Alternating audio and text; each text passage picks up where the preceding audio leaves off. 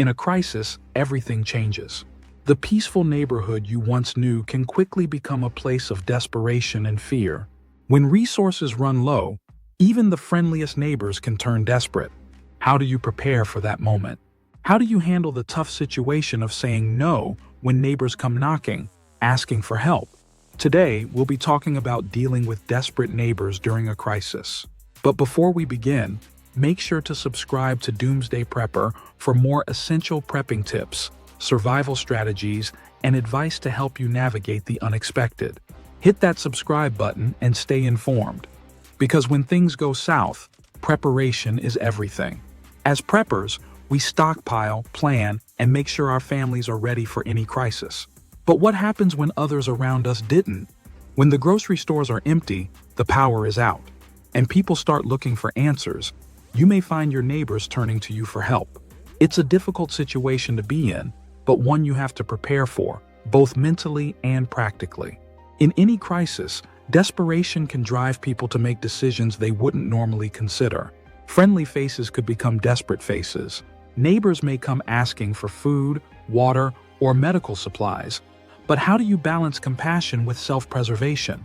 Your first priority has to be your family's safety.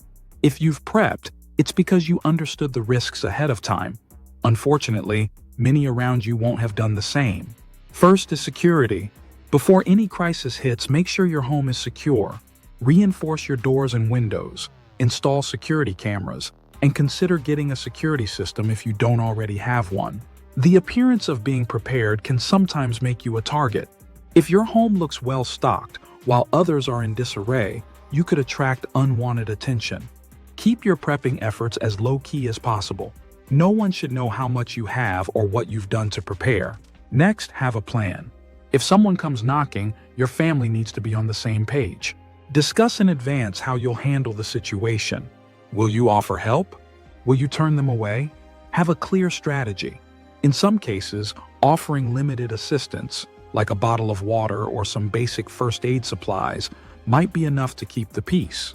But giving too much can put your own survival at risk. Always assess the situation before responding. If you decide to interact with your neighbors, do so cautiously. If people are desperate, they may not take no for an answer. Keep your distance, and don't open the door unless you feel it's absolutely necessary. Communication through a window or a closed door can be safer than face-to-face interactions. Sometimes giving a little can go a long way in avoiding conflict. If you feel it's safe, small gestures of help might keep the peace without revealing the full extent of your resources. A bottle of water or a small amount of food could make a big difference to someone in need. But be careful.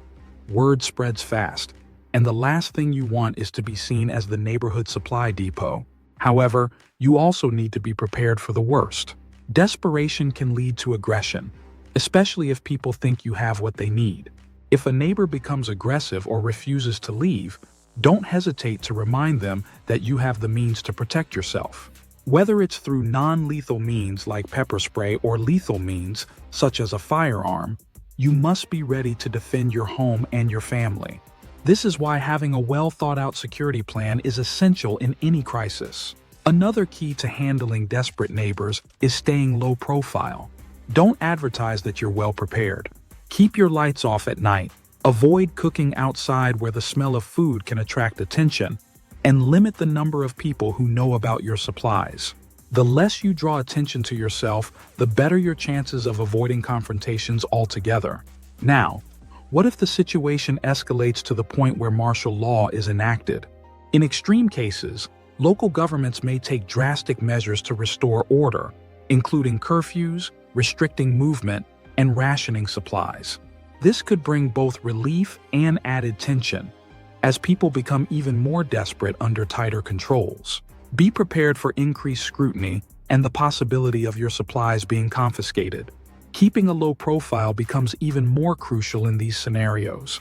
And remember, your ability to defend your home and family may be tested more than ever. Of course, not every interaction with your neighbors has to be negative. In some cases, communities can come together to support each other in times of crisis. If you have strong relationships with your neighbors, now is the time to discuss plans and work together. Forming a small, trusted group can increase everyone's chances of survival. But even in these situations, you need to be cautious. Trust only those who have proven themselves reliable and who have something to contribute. At the end of the day, you can't predict how others will react during a crisis, but you can control how prepared you are. Dealing with desperate neighbors is never easy, but with the right mindset and preparation, you can protect your family and navigate even the toughest situations. Keep your supplies secure, stay low profile, and have a plan for every possible scenario. Subscribe to Doomsday Prepper for more survival tips and prepping strategies. Remember, being prepared is the best way to stay safe when chaos strikes. Thanks for watching, and we'll see you in the next video.